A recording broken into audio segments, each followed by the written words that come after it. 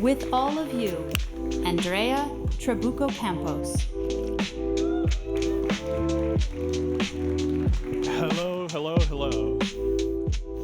So, first of all, really happy to be here, really honored. Number one is this title for the talk. So my name is Andrea Trabucco-Campos. I'm very honored to be here.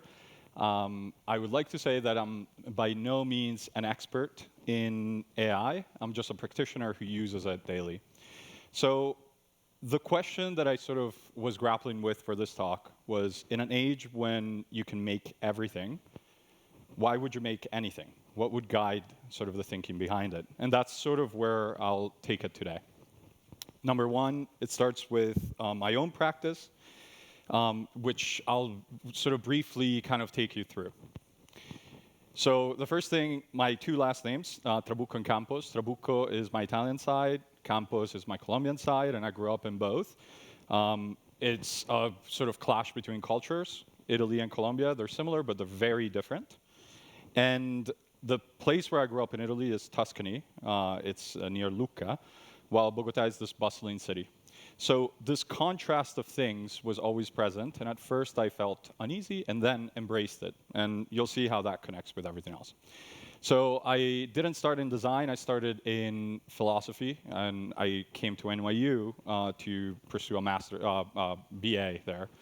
And once I graduated, I started getting into design. I had coded a website when I was 13, and I then sort of got back into it as I graduated. I went to Milan for a master's, and in Milan I started collaborating with different brands, both global and local to Italy. I eventually went back to Pentagram and stayed there for 4 years. I sort of was able to lead different projects, work with different partners. It was really a transformative period. Eventually led to helping Design Studio, this London-based studio, to open up a New York office. And so after staffing it, running it, I joined Gretel, which is a boutique studio in Brooklyn. And I sort of collaborated with a lot of brands during that period, some of which I'll speak to. At the same time, I always ran an independent practice. And I think that's ultimately what led to sort of come into Pentagram. Because I ran a studio on the side, sort of at nights and during the weekends, where I did a lot of sort of training of my own voice and collaborations and really understood what I liked in design. So fast forward to 2 years ago, I joined Pentagram again as a partner. And if you don't know Pentagram, they're at the heart, we've been at the heart for about 50 years. Of some of the major brands in the world. And the idea is we craft them from the bottom up, so from foundation. So often with strategy and beyond, sort of every single end. So I'm going to play a little clip of just 1 minute that traces a little bit of the history of the 50 years.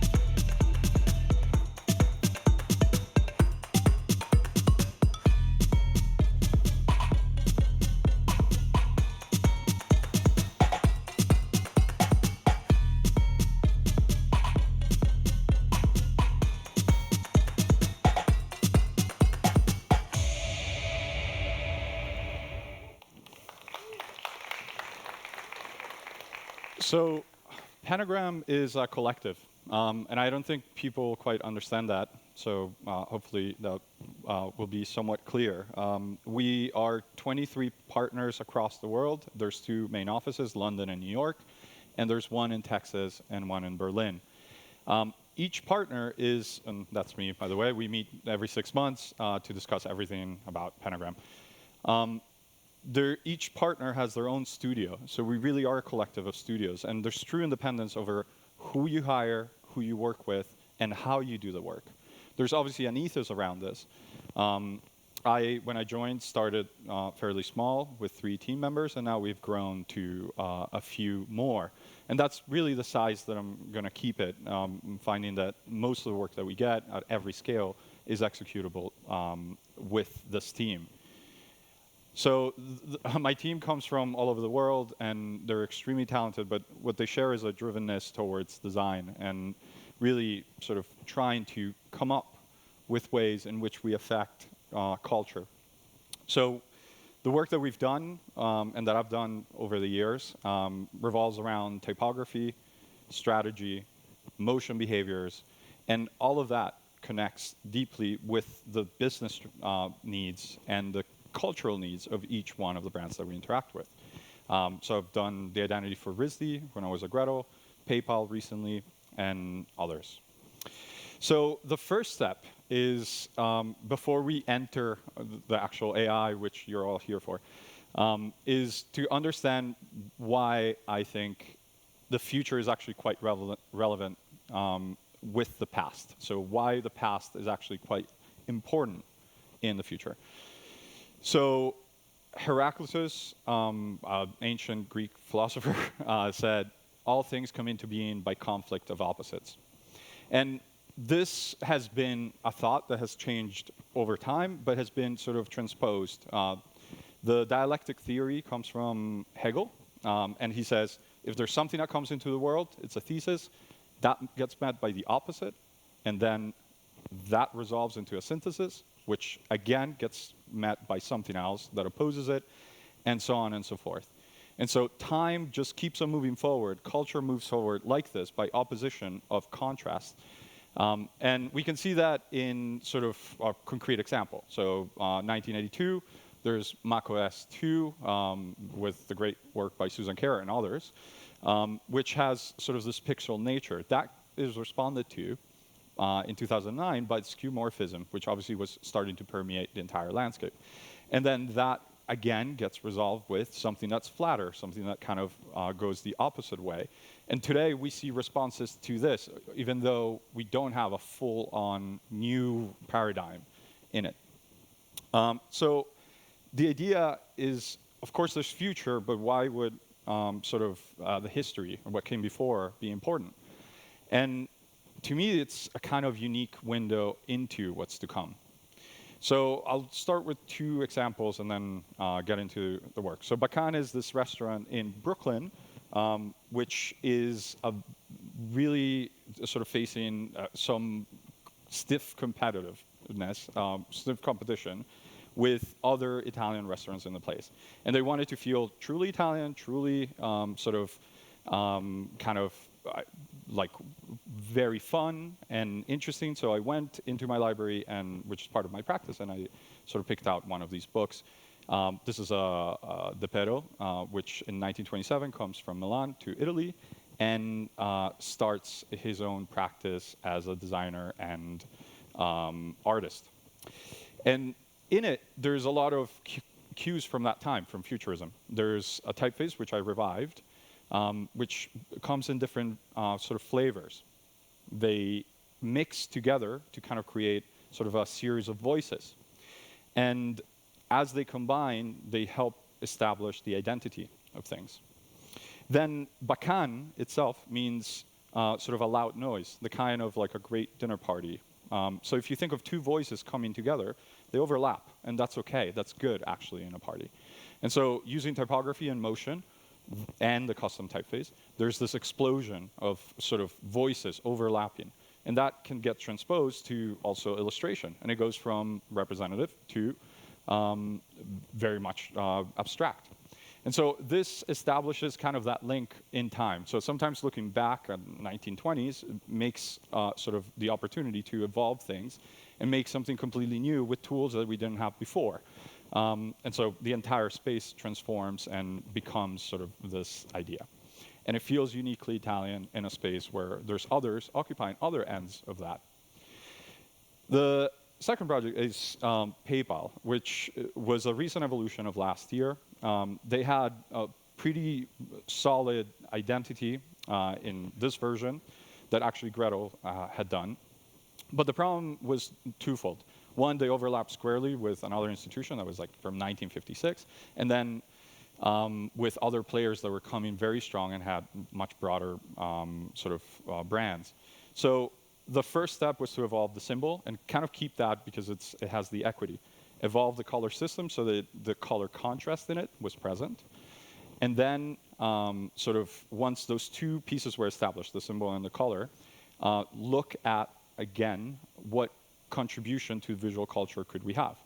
And so we introduce a typeface that, as many of you who are designers probably love things that are new. I do too. But sometimes there's things that exist that have real powerful kind of presence and importance to use. So about 2,000 years ago, there's this typeface. The Trajan column gets sort of established, and you can go to Rome and see it still. But what's really interesting is that it has very rational proportions to it. Everything's kind of been planned around this sort of primitive shapes kind of stacked. And all of these kind of come together in a restudy by Paul Renner, a member of the Bauhaus, in 1927. And so he takes that rationality and abstracts it, simplifying it to its basic form.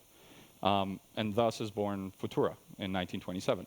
And Futura, from that point on, becomes sort of a piece of culture, something that kind of plays into everything that is around us. It goes to the moon.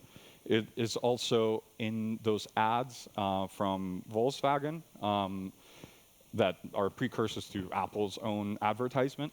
It is in literature and concrete poetry. It is in the first book, the major book of information design by Herbert Bayer. It's in art. It's in fashion. It's in sort of film. It's in sort of our museums and other cultural institutions. And it is both sort of optimistic, aspirational, and super flexible. It kind of is agnostic of its space. And the interesting thing about this is that it wasn't quite used as much in the space. And so here's the very first piece of AI, and I promise we'll get into that. So the idea was to establish a unique voice that has a complete presence on its own. And it is simple. It feels almost dumb in its choice, but the space is occupied by things that riff off Helvetica and San Francisco. So it feels like an evolution where there's a unique voice that kind of can confidently and boldly state something of its own. And then it gets combined with sort of motion behaviors that are based on payments, sort of based on gestures that you do when you pay. Tap and pay, swipe, flip the card, and so on. And so all together, combined with data viz, combined with art direction, it sort of becomes its own unique voice. And the reason it can do that is because of the understanding of history. It's not actually by chance. This typeface actually has connotations for all of us because you've all experienced the world around you and the artifacts that have carried us up until now. So it definitely has contributed to the state. And so they're doing a lot of stuff, and they're doing new collaborations. They're also have Will Ferrell as their new sort of spokesperson. So I'll play a little clip of kind of the new things that they can do. Is this too sexy?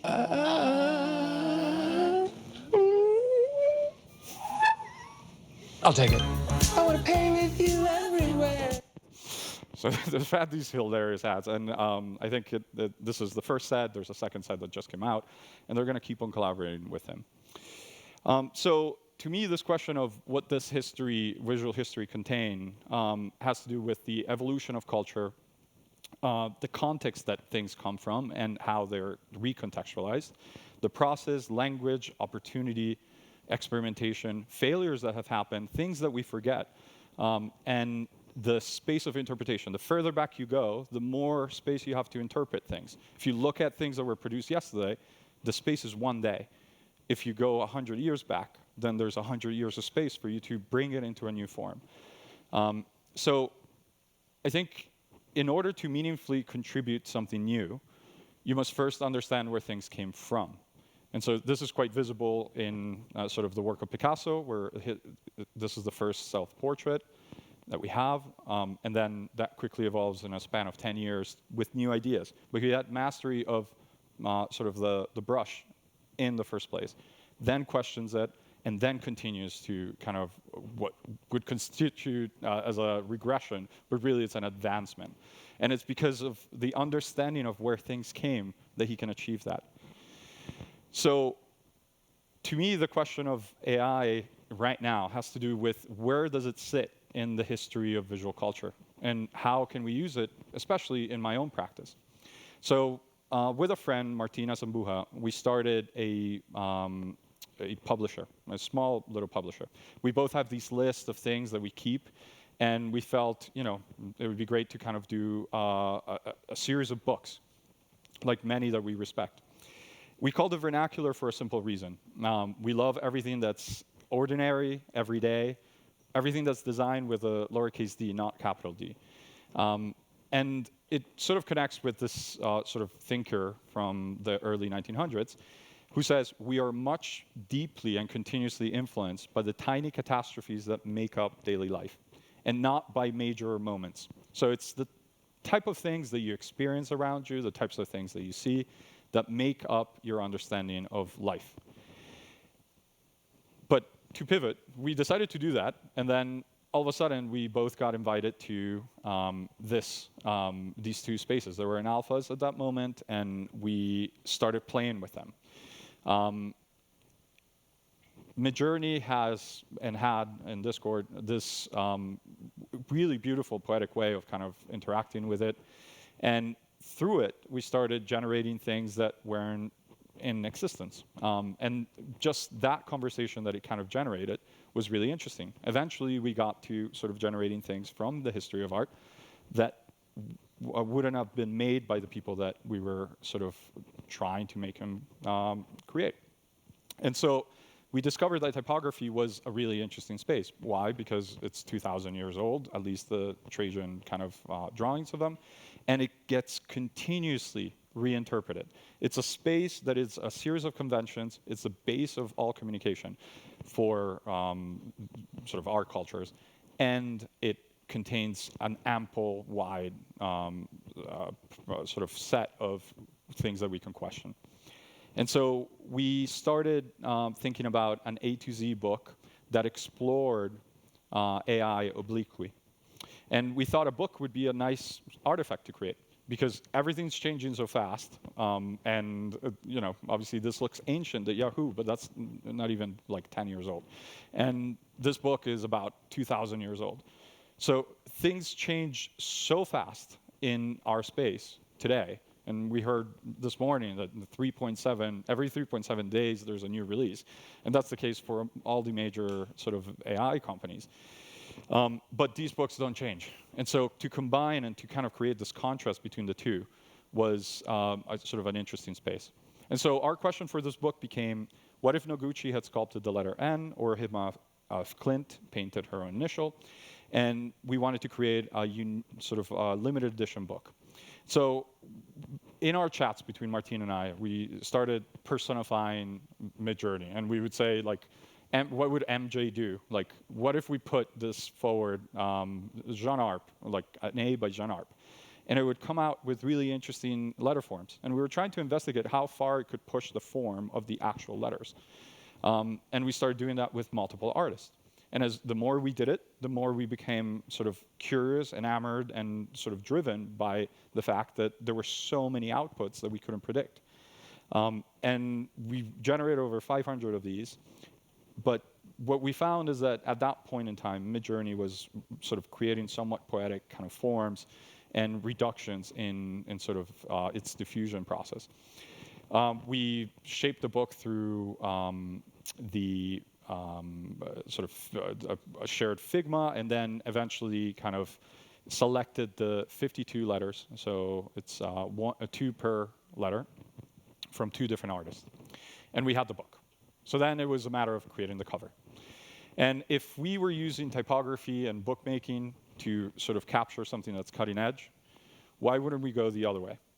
And so we looked at creating we started prompting what does a keyboard or a laptop made out of stone look like? And so going the other way, something new, interpreted through an old thing. And we started generating sort of all these really beautiful kind of illustrations. But as we tested them in covers, they didn't feel as appropriate. They just felt more like, again, illustrative. And a book cover needs to have a certain presence, especially this one. But we did stumble upon this, which was based on an iPhone, like kind of made out of stone, just poorly interpreted. And the more we sat with it, the more we realized that it kind of connected to something else. It connected to the Rosetta Stone.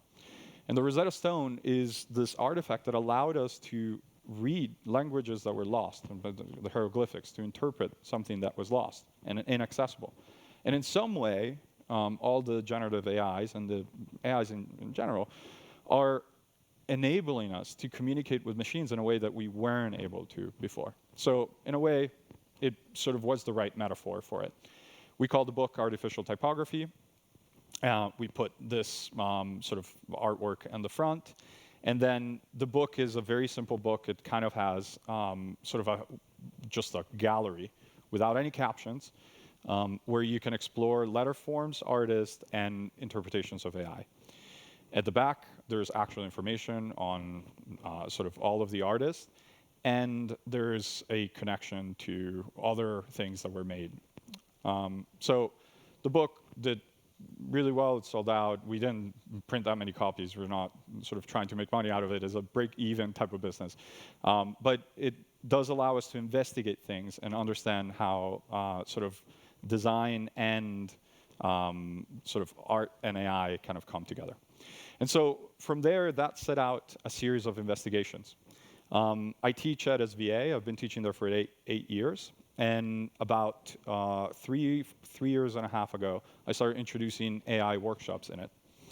And I'm going to show you a few of the outcomes from that. So Becky Beck is a student from this year. And she was looking at sort of the Giuseppe Arcimboldo, which is an Italian artist from the 1500s. We've created these incredible sort of pieces of art. And what she did is she started using the ideas in that to then prompt sort of a identity and campaign that could be used for Dean and DeLuca, a grocer in New York City. And it was both typographic and also sort of little characters that could be used throughout. They had humor, they were different. They're that idea, the same Arcimboldo idea, but renewed and brought to something that could communicate just directly today. Jane started exploring sort of things through light. And the brief here was open. It was start exploring AI through things that interest you in the world, not with a particular brief in mind, and then let it shape what the project is. She started looking at X-rays and sort of, this is probably campaigns from the 90s, and then neon sort of pores. And all of this is generative imagery that she did through Midjourney. They all use completely different engines. Some use Crea, like Runway. She was just using Midjourney. Eventually, she landed on this, which is an ASCII kind of collage. And it contains sort of this connection with concrete poetry. It was unpredictable, kind of beautiful. It was using both ink blotching and collage in it by itself. And she started generating a lot. And through our conversations, we sort of determined that it would be great to do a music video. And so she started doing sort of all the sequences in the stop motion.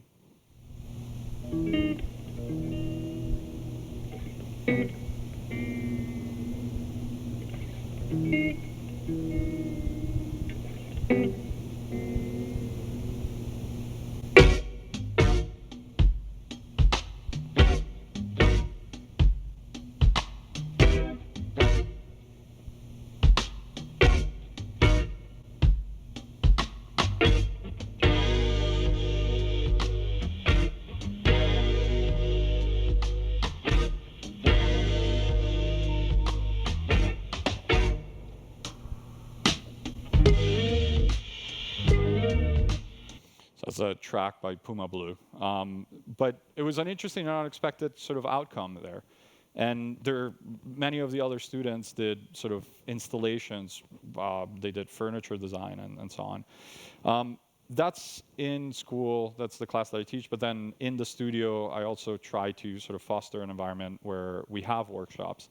Obviously, there's demands of like running a studio, but we carve out certain times during the month, usually on a Friday, to invite people to help us sort of guide this, or ourselves generate the prompt. So we did an artificial sort of intelligence workshop in which each one of us learned how to train a model through Runway. And in it, some of us were using sort of photography that we had taken. Others were taking open source material, including sort of artwork. And the things that were being generated were absolutely stunning. And it was the combination between sort of the model and then the graphic design that we would do on top. And that's the space, again, for my own practice, it's kind of trying to understand how we sort of plug in the use of AI in it as a tool. I've been enamored with this sort of work by Ed Fella and just the use of the crayon. And I thought, again, there's a contrast between the fact that this is highly tactile, and yet we sort of can do stuff that looks tactile, but it's not. And so I generated a series of images and then trained the model, and it was a mess, and it didn't work, so I shelved it. And then later on, I sort of reused it for the series of talks that I hold in the New York office. People like Studio Dunbar or Mouthwash have been there, and Braulio Amato, who uses this type of like kind of crayon and very hand-heavy work, seemed like a good sort of resurfacing of that model. And so with those plates, then there was a lot of play in terms of reinterpreting what could happen. And it's very surprising. Like, you're trying to do something, but you can't really exactly predict. And this is true of every project that I've done with AI, even when you get to a very, very dense sort of prompt. So in the surprises lies the actual interest, I think. And it's where, after generating hundreds of these, you get to certain details that are so unique and so interesting that then you think of the source where you were kind of trying, or at least what you were aiming for, and it's completely new and completely different. And so I think this kind of thinking from Harold Bloom is something that I'm quite interested about. He sort of posited that every major literary advancement came from misinterpretations, came from a mistake in interpretation. So Shakespeare misinterpreted Chaucer, and therefore he wrote the pieces that he wrote and made the advancements that he did. And to me, there's something interesting in this idea of trying to interpret through a mistake. And when we do it in our work as designers, we do it through our hands or our mind. But now we have this extra area, which is AI, that's doing its own mistakes and creating its own like kind of space that we don't have access to. But I kind of welcome that in a way. It's a really wonderful kind of expansion just through the tools. And in the end, we are sort of the editors of what mistakes actually make it to the final thing. So this was the final kind of invite to that.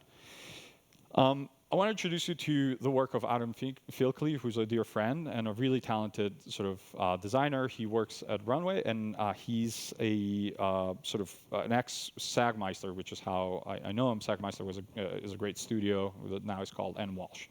But he's been investigating through AI a very tactile kind of interpretation of this. So he creates sort of either with his own body or with props, sort of augments his own presence and then transforms it through one of the tools. So I think what it uncovers is that there's a keen understanding of framing, of color, of lighting, of what it means to sort of use a hand. It's really important to kind of connect this in a way. History can be a source of information, but things that we had forgotten or lost, but it can also be a source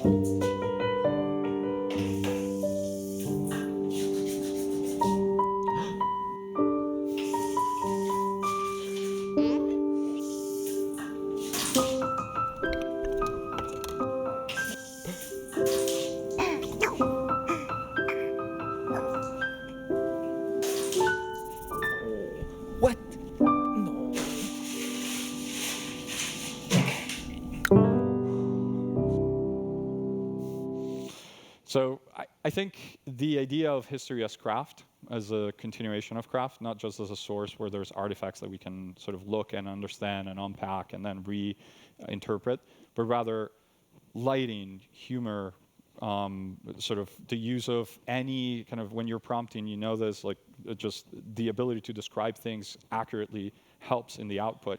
I think there's a lot of that, but there's also the idea of narration and sequencing and connecting things together.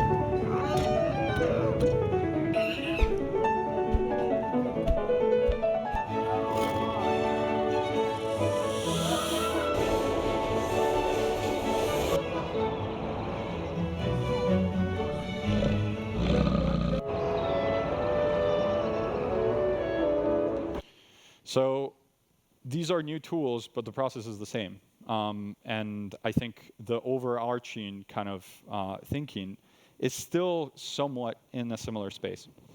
So I'll show you one more project and then just close this. There's a 70-year-old theater festival in Massachusetts. People like Bradley Cooper or Uma Thurman or even sort of actors of higher caliber in some way have all gone through this. It's a place where people experiment. And I just did the identity for them last year. It's loosely based on sort of a shifting sort of scenario, a shifting stage. It creates a W that's kind of iconic, and then a whole system that is both typographic and in motion. All of this, we've also generated, like kind of made tools, not generated tools, in order to make these sort of stages easy to create. And there's a lot of tools that kind of come together, both typographic, scenographic, and then imagery. And so we're collaborating with them year to year to create the new identity, because now this is the base, the foundation onto which it kind of things need to be remixed year to year and communicate ideas that are unique to that year. So as we've gone along, there's always the problem of having imagery that doesn't yet exist. So it's a theater festival, so there's performances, and the performances happen in August. And if you have to market the thing in February, you don't have images. So what do? Well, that's where sort of I think AI is kind of an interesting space to start exploring. So we started looking at sort of different ideas. One idea was to kind of create this world of a stage, the worlds that they build with these performances, interpreted through this kind of lens, those wide-angle lens. Others were sort of abstractions, then collages. And all in all, we were trying to kind of come up with a unique visual language that could communicate the specific performances, so that if somebody's buying the ticket, they know more or less that that's what they're buying. We ended up producing a lot of this, and then we sort of realized that it wasn't quite creating the attitude that it needed. And we then went back to the drawing board and sort of thought, what is one object that is kind of suspended on the stage, sort of in a black background, and then can communicate the idea of sort of performance, movement, motion, like the stage. So we generated a few images, and then with Photoshop just started kind of shifting them. We did test this directly from the tools, but they weren't kind of generating the motion that we wanted, so it was better to generate the image and then sort of treat it.